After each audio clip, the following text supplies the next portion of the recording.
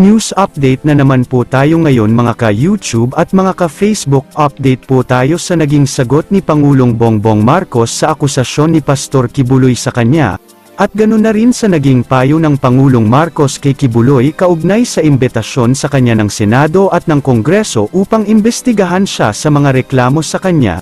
Narito po ang ilang mga impormasyon na atin na namang nakalap. Pinayuhan ni Pangulong Ferdinand Marcos Jr. si Kingdom of Jesus Christ Church founder Apollo Kibuloy, na humarap na lamang sa Senado at Kamara para sagutin ang mga bintang laban sa kanya. Ito ang inihayag ng Pangulo matapos matanong patungkol sa kinakaharap na kontrobersya ni Kibuloy. Ayon sa Presidente, mas mainam na diretsahang sumagot si Kibuloy sa investigasyon sa halip na daanin sa social media ang sagot nito sa mga bintang laban sa kanya. I would just advise him, kung mayroon naman siyang sasabihin, if he has an opportunity in the hearings in both the House and the Senate to say his side of the story, saad ng Pangulo. Mas malaking gulo umano kung magmamatigas si Kibuloy at ma-contempt ito, kaya dapat na magpakita na ito at humarap sa pagtatanong ng mga mambabatas. Pagka ganito, ano mangyayari dyan? Di siya sisipot. Pag di siya sisipot, magpapakontempt siya, tapos tuloy-tuloy, ay nako, mas malaking gulo, dagdag ng Pangulo. Sa kabilang dako, tinawanan lamang ni Pangulong Ferdinand Marcos Jr., ang bintang ni Pastor Apollo Kibuloy na nakikipagsabuatan umano ito sa Estados Unidos kasama si First Lady Liza Marcos Araneta para itumba siya. Sa ambush interview sa Pangulo, sinabi nitong hindi pa siya presidente ng kasuhan si Kibuloy sa Amerika kaya posibleng nangangamba ito sa kanyang kaso. The cases against him in the US were filed before I became president. So I guess, he's worried doon sa anang Pangulo.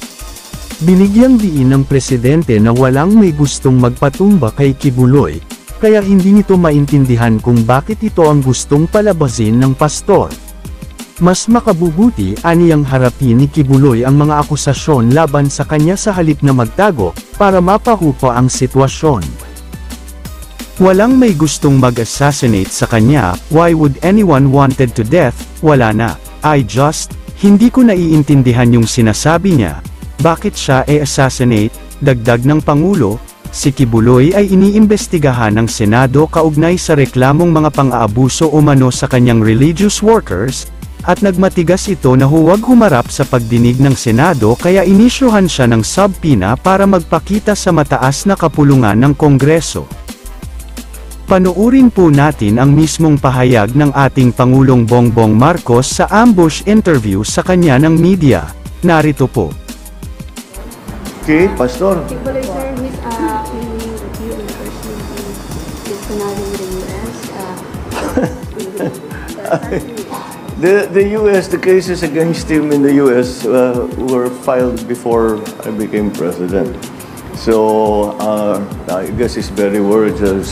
No, well, I would just advise him that just kung meron naman siyang sasabihin, if he has an opportunity in the hearings both in the House and in the Senate to say his side of the story.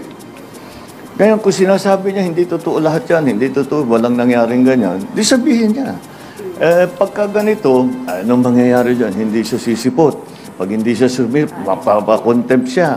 O, tapos tuloy-tuloy, ay nako, mas malaki yung gulo. Kung makapunta siya, sagutin niya lahat ng tanong, di tapos na. That's why my advice for him is to just face the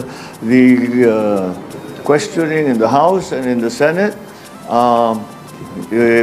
Marinig natin ang kanyang side para malaman natin kung ano ba talagang nangyayari dito.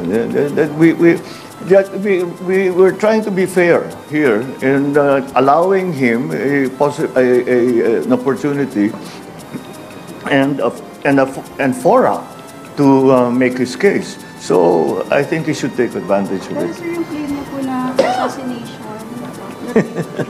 So what's your take on this? Hindi na nakatenda nila.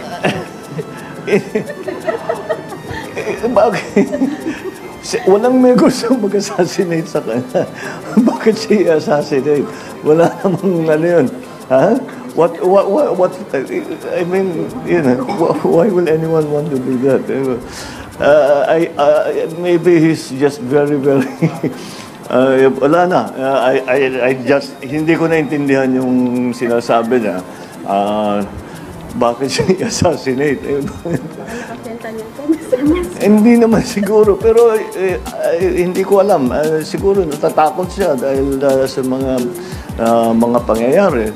But again, the best way to diffuse that situation for him is to testify before the committees in the House and in the Senate. All right. Ano po ang masasabi ninyo mga ka-YouTube at mga ka-Facebook sa naging tugon at payo ni Pangulong BBM kay Kibuloy? Comment nyo po ang inyong panig.